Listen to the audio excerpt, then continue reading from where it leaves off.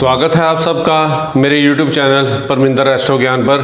मैं परमिंदर सिंह त्रेहन आप सबका स्वागत करता हूं, आपको नमस्कार करता हूं और आशा करता हूं इस महामारी के दौर में आप सब अपने घरों में ठीक ठाक होंगे, सुरक्षित होंगे। आज हम एक नए विषय पर बात करेंगे। घर घर की समस्या है बच्चों की पढ़ाई को लेकर। हमारे आसपास इतना ग्लैमर है, टीवी शोज़ हैं, टीवी पर प्रोग्राम है, इंटरनेट है, बहुत कुछ मिलता है, लेकिन मैं आज हैरान हूँ कि जो बच्चे हैं वो हमारे कैसे पढ़ पा रहे हैं इस हालात में। इतना ग्लैमर आसपास होते हुए मुझे लगता है यदि हमारे ज़माने में ये सब कुछ होता तो शायद हमारा पढ़ पाना असंभव सा हो जाता।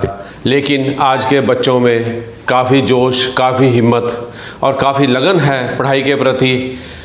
जो बच्चे काफ़ी लगन से पढ़ रहे हैं, काफ़ी जोश और काफ़ी हिम्मत से पढ़ रहे हैं, लेकिन समस्या क्या आ जाती है कई बारी हमें कि हम उनकी स्ट्रीम चूज़ करने में, जो उनकी पढ़ाई, जो कार्यक्षेत्र कल उन्होंने आने वाले वक्त में जो कार्यक्षेत्र उन्होंने अपनाना है, उसे इस वक्त उसका चयन करने में थोड़ी गलती कर जाते हैं, या जो प्रचलन चल रहा है उसी को लेकर वो कोशिश करते हैं कि उसी कार्यक्षेत्र में पढ़ाई की जाए जिसका चलन आजकल आज के दौर में ज़्यादा है।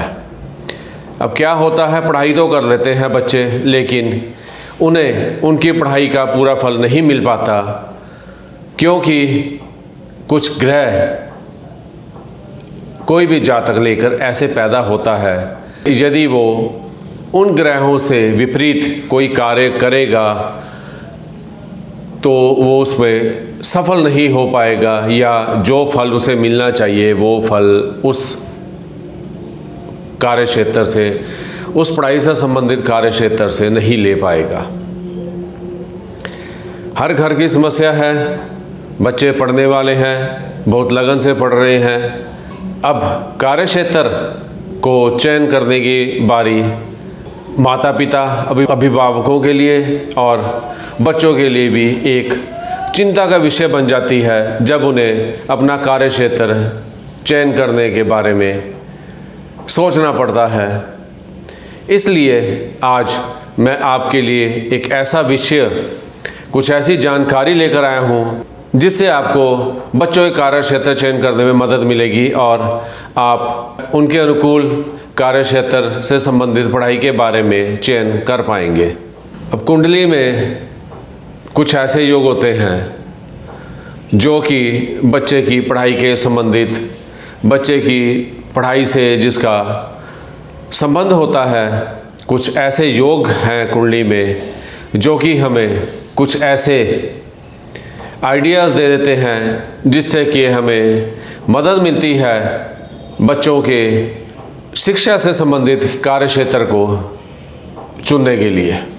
अब कार्यक्षेत्र कौन सा चुना जाए ताकि आज उससे संबंधित आज शिक्षा भी लेनी है और कल उस कार्यक्षेत्र में कार्य करते हुए कामयाबी भी हासिल करनी है और बुलंदियों को छूना है। उसके लिए आज मैं आपको कुछ ऐसे टिप्स, कुछ ऐसी चीज़ें बताऊंगा जो कि आपको, जिससे कि आपको बच्चों के कार्यक्षेत्र चुनने में मदद मिल पाएगी और आपको आसानी रहेगी कि आने वाले वक्त में यदि हमारा बच्चा इस कार्यक्षेत्र में कार्य करे तो वो आसमान की बुलंदियों को छू पाए। अब बात करते हैं शिक्षा के लिए। अब शिक्षा के लिए सबसे पहले हमें कौन से भावों पर विचार करना पड़ता है? द्वितीय भाव, चतुर्थ भाव, पंचम भाव और नवम भाव पर हमने शिक्षा के लिए विचार करना है। द्वितीय भाव कुटुंब भाव है, धन भाव है। शिक्षा प्राप्ति करने के बाद हमने कार्यक्षेत्र चुनना है। इसके लिए धन कमाने के लिए कार्यक्षेत्र का चयन करना है, हमने किस कार्यक्षेत्र में जाना है ताकि हम धन कमा सके। उसके लिए द्वितीय भाव का विचार करना आवश्यक है। चतुर्थ भाव, इसलिए चतुर्थ भाव हमारी इच्छा शक्ति, भावना का भाव है। उस शिक्षा में भावना नहीं है जातक की, या उस शिक्षा में उसकी रुचि नहीं है जो शिक्षा वो ले रहा है, तो मैंने पहले भी अपनी वीडियो में बताया था, भावना और रुचि से किया गया कार्य, तीक्ष्ण बुद्धि होने के बावजूद भी भावना और रुचि से किया गया कार्य ही फल देता है। इसलिए मैंने अपनी पहली वीडियोस बनाई थी, उन्हें देखें, उन्हें ज्ञान मिलेगा, आपको उनसे ज्ञान मिलेगा और हमें इन बातों को, जो आज मैं ये बातें आपको बता रहा हूँ, उनको समझने में मदद मिलेगी, उनको समझना आसान रहेगा। तो कार्य क्षेत्र का चयन करना ये आवश्यक है इस समय। इसके लिए द्वितीय भाव, चतुर्थ भाव, पंचम भाव।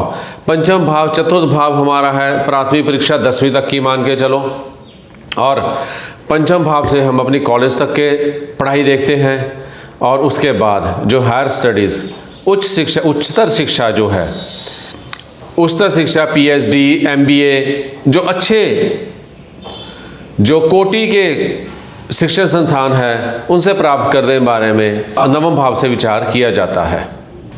अब 4 भावों के बारे में बात की, द्वितीय भाव, चतुर्थ भाव, पंचम भाव, नवम भाव। अब बिना रुकावट के, बिना किसी अवरोध के शिक्षा, अच्छी शिक्षा प्राप्त करने का योग इन चारों भावों से देखा जाता है। यदि इन भावों में शनि, राहु आदि का प्रभाव है, जातक को शिक्षा लेने में समस्या का सामना करना पड़ सकता है, और उस शिक्षा या तो अधूरी रह जाती है, या वो अपनी शिक्षा को ठीक ढंग से पूरी नहीं कर पाता। इसके लिए इन चारों भावों पर यदि अशुभ प्रभाव है तो शिक्षा लेने में कठिनाई का सामना करना पड़ सकता है। राहु, शनि आदि का प्रभाव इन भावों पर होते हुए भी यदि शुक्र, चंद्र, बृहस्पति, मंगल आदि इन भावों पर अपना प्रभाव, या इनके स्वामी ग्रहों पर अपना प्रभाव डालते हैं, तो जातक को ज़्यादा कठिनाई का सामना नहीं करना पड़ता। इसलिए इन भावों पर विचार करना आवश्यक है। जो कि शिक्षा संबंधित है, ये भाव, इनके स्वामी ग्रह वो किस स्थिति में है, उन पर विचार करना आवश्यक है। तृतीय, अष्टम और द्वादश भाव शिक्षा प्राप्ति के लिए उत्तम नहीं माने जाते। यदि कुंडली के शुभ ग्रह इन भावों में विराजमान हैं, तो ऐसे जातक की शिक्षा बहुत अवरोधों के साथ और मुश्किलों के साथ पूरी होती है। अब शिक्षा प्राप्त करनी क्यों ज़रूरी है? शिक्षा प्राप्त करनी इसलिए ज़रूरी है कि ये आंतरिक और बाहरी तौर पर हमें मजबूत बनाती है। पहले वाली वीडियो में मैं बताया था, छठा भाव, पर्सनल एक्सपीरियंस, जिससे हम अपने शत्रुओं पर विजय पाते हैं, वो उसका आधार पंचम भाव था, शिक्षा, तीक्ष्ण बुद्धि। तो ये सारी बातों के लिए इसलिए मैंने कुछ वीडियोस ऐसी बनाई हैं पहले, अगर वो आप उन पर देखें तो आपको ये मेरी आज की बातों को ज़्यादा समझाने की ज़रूरत नहीं पड़ेगी। ये वीडियो इससे लंबी हो रही है क्योंकि पिछली वीडियोस कुछ लोग नहीं देख पाए। अगर वो देख लेंगे तो ये बातें समझनी उनको आसान हो जाएगी, क्योंकि वो मेरी इन आगे आने वाली वीडियोस का आधार है, बेस है इन सब वीडियोस का। अब शिक्षा प्राप्त करनी ज़रूरी इसलिए है कि हम अपना आंतरिक और बाहरी मजबूत करके रख सकें, और अपने दिमाग और अपनी आत्मा को मजबूत बना कर रखें, ताकि हम जो कल कार्य क्षेत्र चुनते हैं या जिस कार्य क्षेत्र में कार्य करते हैं उसमें वो अपने कार्य को भली भांति अंजाम दे सकें। मुख्यतः ज्योतिष के अनुसार शिक्षा का विचार चतुर्थ, पंचम और नवम भाव से किया जाता है। तृतीय, अष्टम और द्वादश भाव को शिक्षा के लिए अच्छा नहीं माना जाता। चतुर्थ भाव से मैंने आपको बताया हमारी सेकेंडरी एजुकेशन, जो 10वीं तक की शिक्षा, उसके बाद जो हमारी शिक्षा होगी वो कॉलेज लेवल की, वो पंचम भाव से देखी जाएगी। और तीसरा, नवम भाव से हम अपनी उच्चतर शिक्षा का विचार करते हैं। अच्छे इंस्टीट्यूशन से, अच्छे शिक्षा संस्थानों से जो हम उच्चतर शिक्षा लेते हैं, उसका विचार नवम भाव से किया जाता है। बच्चे के लिए शिक्षा का एजुकेशन स्ट्रीम, जिसे हम कहते हैं, एजुकेशन स्ट्रीम चुनने के लिए हमें जातक की कुंडली का D9 और D10 चार्ट, जो वर्गीकृत चार्ट हैं कुंडली में, उनका अध्ययन करना पड़ेगा, क्योंकि नवम भाव से उच्चतर शिक्षा का विचार किया जाता है, दशम भाव कर्म का भाव है। इन दोनों में संबंध होना आवश्यक है ताकि बच्चा जो अपनी शिक्षा ले उससे संबंधित वो कार्य कर पाए। यदि कुंडली में इन दोनों भावों का संबंध नहीं होगा तो बहुत से बच्चे देखे गए हैं जो शिक्षा कुछ और प्राप्त करते हैं और कार्य क्षेत्र कोई और चुन लेते हैं। ऐसे भी बच्चे देखे गए हैं, शिक्षा तो उन्होंने इंजीनियरिंग की डिग्री ले ली, डॉक्टरी कर ली, लेकिन हालात कुछ ऐसे बन गए कि उन्हें अपने पिता का व्यवसाय संभालना पड़ा, जिससे उनकी पढ़ाई है, जो शिक्षा है, वो उनकी व्यर्थ हो गई। अब शिक्षा का क्षेत्र चयन करने से पहले जातक की प्रकृति और उस जो कार्य क्षेत्र उससे संबंधित है उसके लिए भी हमें विचार करना पड़ेगा कि आने वाले वक्त में वो कितना फलेगा फूलेगा, और उस जातक की प्रकृति और जिस क्षेत्र में शिक्षा लेना चाहता है उसकी प्रकृति, दोनों के बारे में विचार करना पड़ेगा ताकि वो शिक्षा उसे लेने में ज़्यादा कठिनाई का सामना ना करना पड़े, वो अपनी शिक्षा आसानी से पूरी कर ले। अब इस प्रकृति को देखने के लिए जातक की कुंडली का D24 चार्ट वर्गीकृत चार्ट है, उसे अध्ययन करना पड़ेगा, उसका विश्लेषण करना पड़ेगा। उसके बाद विचार किया जाएगा कि कौन सा कार्य क्षेत्र, कौन सी शिक्षा, उस कार्य क्षेत्र संबंधित शिक्षा इस जातक के लिए अनुकूल है, जिससे ये जीवन में लाभ प्राप्त कर सकेगा। अब बात करते हैं D24 चार्ट, उससे संबंधित ग्रह के बारे में अध्ययन करें, उसका विश्लेषण करना आवश्यक है ताकि जातक और शिक्षा की प्रकृति को समझा जा सके और उसे वांछित लाभ मिलने में आसानी रहे। अब कुछ योग कुंडली में ऐसे हैं, यदि वो योग कुंडली में, जातक कुंडली में हैं, तो उससे संबंधित शिक्षा लेना बेहतर रहेगा। अब विज्ञान के क्षेत्र में यदि कोई जातक अपनी शिक्षा प्राप्त करना चाहता है तो उसे मंगल, बृहस्पति, सूर्य और बुध का संबंध उसकी कुंडली में होना आवश्यक है।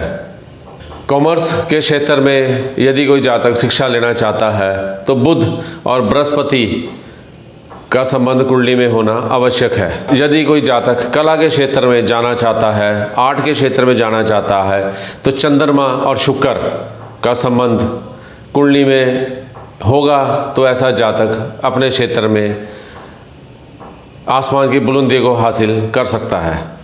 अब हिस्ट्री या इतिहास, यदि कोई इससे संबंधित शिक्षा करना चाहता है तो शनि का कुंडली में उत्तम होना, शनि का कुंडली में शुभ होना आवश्यक है। CA, आजकल लोग CA से रिलेटेड, चार्टर्ड अकाउंटेंट से संबंधित शिक्षा ग्रहण करने के बहुत इच्छुक हैं। उसके लिए कुंडली में D24 चार्ट का छठे भाव, षष्ठ भाव और दशम भाव से संबंध होना आवश्यक है, और साथ में यदि इन भावों में बुध देव विराजमान है तो ऐसा जातक अवश्य ही चार्टर्ड अकाउंटेंट बनेगा। दुनिया की कोई ताकत इसे चार्टर्ड अकाउंटेंट बनने से नहीं रोक सकती।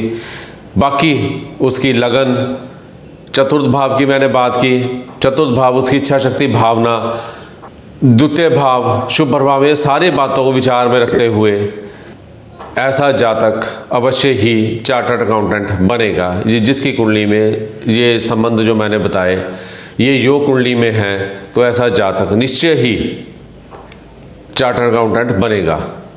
अब मार्केटिंग या HR में, ह्यूमन रिसोर्सेज में लोग आजकल MBA कर रहे हैं, उसके लिए भी शिक्षा तो ग्रहण करनी है, उसके लिए भी कुंडली में ग्रहों का योग होना आवश्यक है। MBA, मार्केटिंग में MBA और ह्यूमन रिसोर्सेज में HR में MBA करने के लिए सप्तम भाव और अग्नि तत्व पर विचार करना आवश्यक है ताकि वो अपनी शिक्षा निर्विघ्न पूरी कर सके। अब फाइनेंस में MBA जो जातक करना चाहे उसके लिए द्वितीय भाव पर विचार करना आवश्यक है, क्योंकि द्वितीय भाव कुंडली का धन भाव है। धन का विचार कुंडली के द्वितीय भाव से किया जाता है, इसलिए फाइनेंस में MBA करने के लिए द्वितीय भाव पर विचार करना आवश्यक हो जाता है। तृतीय भाव का स्वामी भी शुभ प्रभाव में हो तो ऐसा जातक फाइनेंस में MBA करे तो आसमान की बुलंदियों को छू लेता है। अब डॉक्टर की पढ़ाई के लिए, चिकित्सक के लिए हमें षष्ठ भाव पर विचार करना आवश्यक है। उसके पश्चात सर्जन है जो ऑपरेशन करते हैं, चीर फाड़ करते हैं, उसके लिए अष्टम भाव। सूर्य, मंगल, क्यों मंगल इसलिए खून निकलता है, चीर फाड़, सर्जन। शुक्र और बृहस्पति, अष्टम भाव के साथ इन 4 ग्रहों पर विचार करना आवश्यक हो जाता है जिस किसी भी जातक ने कामयाब सर्जन बनना है। तो ये कुछ योग मैंने आपको बताए। बच्चों के कार्यक्षेत्र चयन करने से पहले कृपया इन भावों पर विचार कीजिए। यदि आप कोई ज्योतिष से संबंधित कोई समस्या है, आप अपने निकट, अपने शहर में किसी विद्वान ज्योतिषी से मिले, उससे अपनी कुंडली का विश्लेषण करवाएं और उनसे पूछें हमारे बच्चे के लिए कौन सा कार्यक्षेत्र उत्तम रहेगा, जिससे वो आने वाले समय में अपनी शिक्षा पूरी करके उस कार्यक्षेत्र में कार्य करते हुए आसमान की बुलंदी को छू सके। आज की वीडियो में इतना ही। आने वाली वीडियो में कुछ और ग्रहों से संबंधित मैं योग बताऊंगा जो कि बच्चों के शिक्षा का चयन करने के समय सहायक सिद्ध होंगी। अपनी शिक्षा से संबंधित कार्यक्षेत्र का चयन करेगा तो शायद संभावना नहीं होगी कि कोई त्रुटि रह जाए और वो शिक्षा से संबंधित कार्यक्षेत्र में कार्य करके आसमान की बुलंदी को छूने में वो कामयाब रहेगा, वो सफल रहेगा। आज की वीडियो में इतना ही। आने वाली वीडियो में जल्द मिलते हैं ज्योतिष के ऊपर कुछ और नई जानकारी, कुछ ऐसी बातें लेकर जिससे आपका ज्ञान भी बढ़ेगा और वो जीवन में वो सारी बातें आपके काम भी आएंगी। आने वाली वीडियो के लिए आप सबको मेरा नमस्कार। जल्दी मिलते हैं आने वाली वीडियो में इसी विषय पर कुछ ऐसे योग लेकर, ग्रहों से संबंधित कुछ ऐसे योग बताऊंगा जो कि अभिभावकों के लिए बच्चों का शिक्षा क्षेत्र चयन करने के लिए सहायक सिद्ध होगी। जल्दी मिलते हैं आने वाली वीडियो में ज्योतिष संबंधित ज्ञान की बातें लेकर और काम की बातें लेकर। आने वाली वीडियो तक के लिए आप सबको मेरा नमस्कार।